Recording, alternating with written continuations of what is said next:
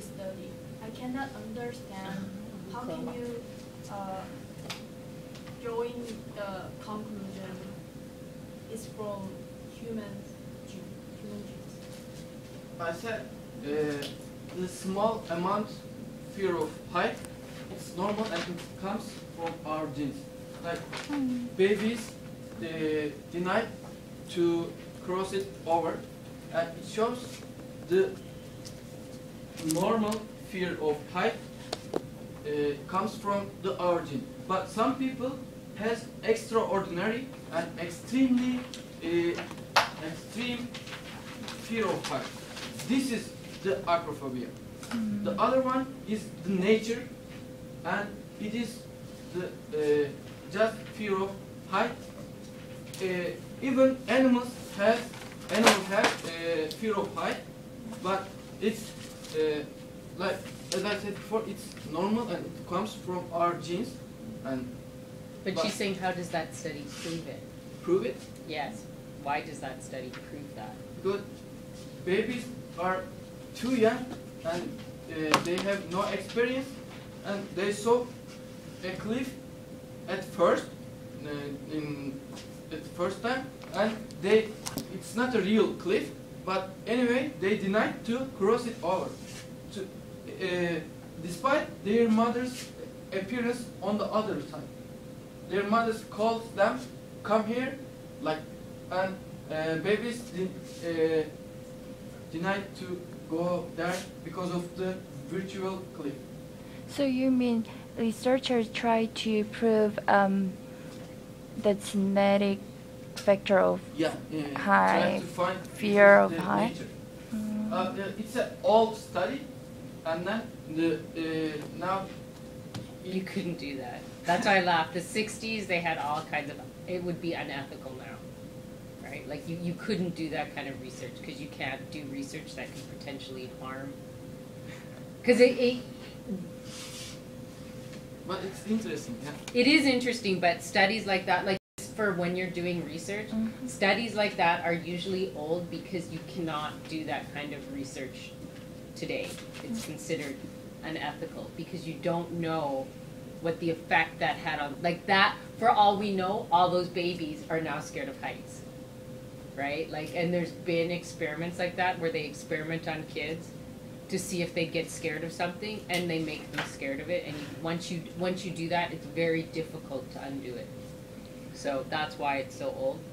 But I think it's interesting because that fear of heights is stronger than the response to go to your mother.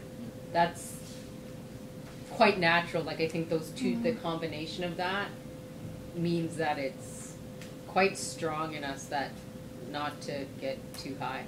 So if you do have a baby and they do cry, I'd be fearful because it probably means they're not scared of anything. I think my nephew would. He'd be like, ooh. Maybe I have another, the last one. As you mentioned, in your solution, the acrophobia can completely remove. But someone born with acrophobia, they has severe genetic fear about height.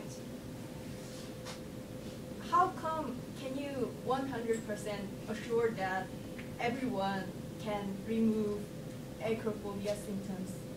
How can you conclude that? Because you need to understand the difference between normal fear of height and acrophobia. Everyone fear heights, and it's normal, it comes from our genes.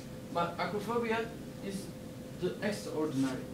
And of course, the highest building, at the top of the building, you feel stress, and you get stress and panic, even though you don't have any acrophobia or the other phobias. But acrophobia can be eliminated with these solutions, which CBT, and it is the proof acrophobic people can get used to live in their apartments and can look from their windows, but at the same level, another place, they cannot be in that place because they feel themselves unsafe. And now, if you get enough experience from your level, and then you move the next level. After the all levels, you can get overcome your fear. Yeah, I understand what you mean, but I don't agree with your opinion because sometimes people having the genetic fear of height cannot be cured Okay, forever. I'm not saying the genetic fear is can be cured because it is the normal fear. Everyone, even animals have the fear of height, but acrophobia is the extra and the like some people cannot sit on the first floor because it feels they think it is too hot, and this is extraordinary, and this is can be completely cured and eliminated. But the fear of height comes from genetic, cannot be cured because it's the normal. And I didn't mention to the genetic one. Oh, it's more clear to me. Yeah. Okay. Is there any question? No. Good. Good answer.